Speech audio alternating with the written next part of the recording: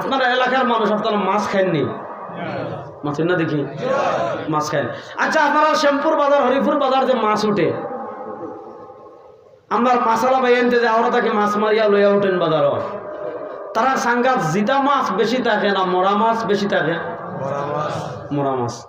আপনি এই পর্যন্ত ইলিশ মাছ তো আমরা এলাকাত কম, জিতা ইলিশ মাছ দেখছেন খেকে দিকে এত লোক একজনও নাই, ওই একজনে দেখছেন। আচ্ছা যাক, মাশাআল্লাহ। কোন জায়গায় হয়তো দেখছেন কি? হ্যাঁ, আচ্ছা যাক, এক ভাইয়া দেখছেন, আলহামদুলিল্লাহ। আচ্ছা যাক, সমস্যা নাই। আচ্ছা, আমরা এর বাজারে যে ট্যাংরা মাছ তুলে, ফুটি মাছ তুলে, মখা মাছ তুলে, বাইং মাছ তুলে, আর কিটা মাছ শুন না, এই যে মাছগুলো তুলে, জিতা মাছ বেশি না মরা মাছ বেশি? এবার দেখেন, কোরআন বলে হুররিমাত আলাইকুমুল মাইতা, তোমাদের জন্য মৃত প্রাণীকে হারাম করা হয়েছে।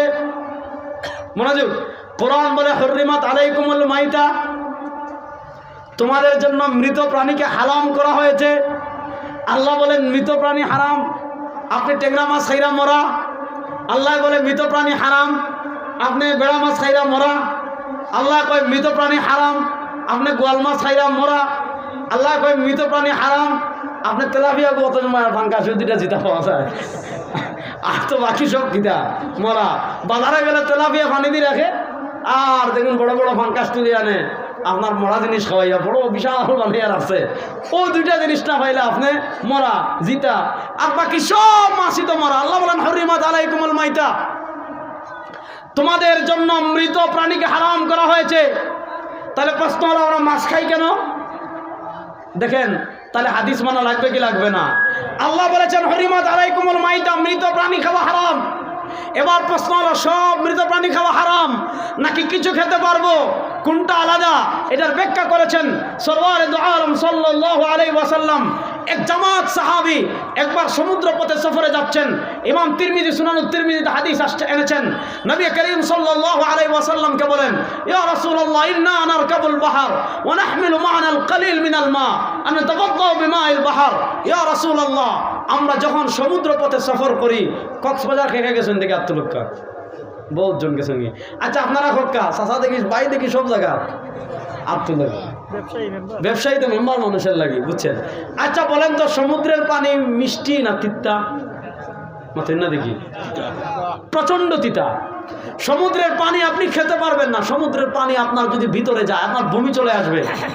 সাহাবী বলেন, ইয়া রাসূলুল্লাহ, ইন্না নারকাবুল বাহর, ইয়া রাসূলুল্লাহ, আমরা সমুদ্র পথে সফর করি, আর আমরা যখন সমুদ্র পথে সফর করি, ওয়া নাহমিলু মা'ানা আল-কালিল মিনাল মা, যেই পানি খাওয়া যায়, টিউবওয়েলের পানি, মোটরের পানি, নদীর পানি, ঝর্ণার পানি, ইয়া রাসূলুল্লাহ, আমরা মিষ্টি পানি কম নিয়ে যাই, এগুলো আমরা খাওয়ার জন্য নিয়ে যাই। আনা তাওয়াদ্দাউ বিমাইল বাহর, ইয়া রাসূলুল্লাহ, আমরা যদি ওই পানি দিয়ে ওযু করি আমাদের পানির সংকট দেখা দিবে, বিশাল সমুদ্র। আনা তাওয়াদ্দাউ বিমাইল বাহর, ইয়া রাসূলুল্লাহ, আমরা কি সমুদ্রের পানি দিয়ে ওযু করব? আল্লাহ নবী সাল্লাল্লাহু আলাইহি ওয়াসাল্লাম জবাব দিচ্ছেন, হুয়া তুহুরু মাহু, সমুদ্রের পানি পাক, ওয়াল হিল্লু মাইতাতুহু, সমুদ্রের মৃত প্রাণী খাওয়া হালাল। এখন এখান থেকে ওই হাদিস থেকে কেউ কেউ বলেন কাঁকড়া খাওয়া যায়। দেখবেন কক্সবাজার গেলে কেউ কেউ কাঁকড়া খায়, অক্টোপাস খায়। এই হাদিস থেকে তারা ইস্তেদলাল করে যে আল্লাহ নবী বলেছেন হুয়া তুহুরু মাহু, সমুদ্রের পানি খাওয়া যায়, সমুদ্রের পানি পাক, আর ওয়াল হিল্লু মাইতাতুহু, সমুদ্রের মৃত প্রাণী হালাল। দেখেন আমাদের ইমাম আযম আবু হানিফা রাহিমাহুল্লাহ, ওনাকে যে ইমামগণ ফকিহুল মিল্লাহ ওয়াদ দ্বীন বলেছেন, ওনাকে যে সিরাজুল উম্মাহ বলেছেন ইমাম শামসুদ্দিন আয-যাহাবী, কেন বলেছেন? ইমাম আযম আবু হানিফা রাহিমাহুল্লাহর ফিকহ এত উপরে ছিল, ইমাম আযম আবু হানিফা রাহিমাহুল্লাহর দ্বীনের সমাজ, ইমাম আযম আবু হানিফা রাহিমাহুল্লাহর দ্বীনের বুঝ এত উপরে ছিল।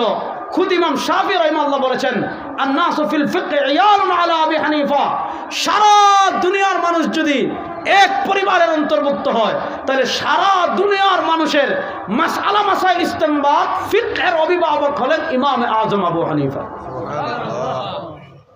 এজন্য ইমাম আযম আবু হানিফা রাহিমাহুল্লাহ, যা কই মানাকিবে আজকে যাচ্ছি না, ইমাম আযম আবু হানিফা রাহিমাহুল্লাহ একটা হাদিস দেখে সমাধান দেন নাই। আল্লাহ নবী এখানে বলেছেন হুয়া তুহুরু মাউহু ওয়াল হিল্লু মাইতাতুহু, পানি পাক, মৃত প্রাণী হালাল। এখন আপনি সমুদ্রের তিমি মরছে খাইবেন, হাঙ্গর মরছে খাইবেন, সাপ মরছে খাইবেন, এরপরে সমুদ্রে আরও কত প্রাণী আছে আমরা জীবনে দেখিও নাই।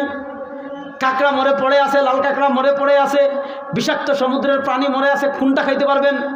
আল্লাহ নবী আরেক হাদিসে ইবনে মাসউদের মাকুব বর্ণনা, নবী করিম সাল্লাল্লাহু আলাইহি ওয়াসাল্লাম বলেছেন ওহিল্লাত লানা মাইতাতান, না সব মৃত প্রাণী খেতে পারবেন না, সমুদ্রে দুইটা পারবেন। ওহিল্লাত লানা মাইতাতান, দুটা মৃত প্রাণী, ওয়াদ দামান, দুটা রক্ত। আল্লাহ বলেছেন হুল্লিমাত আলাইকুমুল মাইতা ওয়াদ দাম, তোমাদের জন্য মৃত প্রাণী হারাম, তোমাদের জন্য রক্ত হারাম। নবী বলেন না সব মৃত প্রাণী না, সব রক্ত না। উহিল্লাত লানা মাইতাতান, আমাদের জন্য দুইটা মৃত প্রাণীকে হালাল করা হয়েছে, ওয়াদ দামান, দুইটা রক্তকে হালাল করা হয়েছে। দুই প্রাণী কি? আসসামাক, যদি মাছ মরে সেই মরা মাছ আপনি খেতে পারবেন। হ্যাঁ, মাছ মরে পুকুরে ফুলে ভেসে গিয়েছে, মাছ মরে আপনার হাওরে মরে ভেসে গিয়েছে, মাছ মরে যদি ফুলে ফেপে ভাসে, এটাকে আরবিতে বলে সামাকে তাফি, এটা খাওয়া জায়েজ নাই। কিন্তু এমনিতে যদি মাছ মরে তাহলে এটা খেতে পারবেন।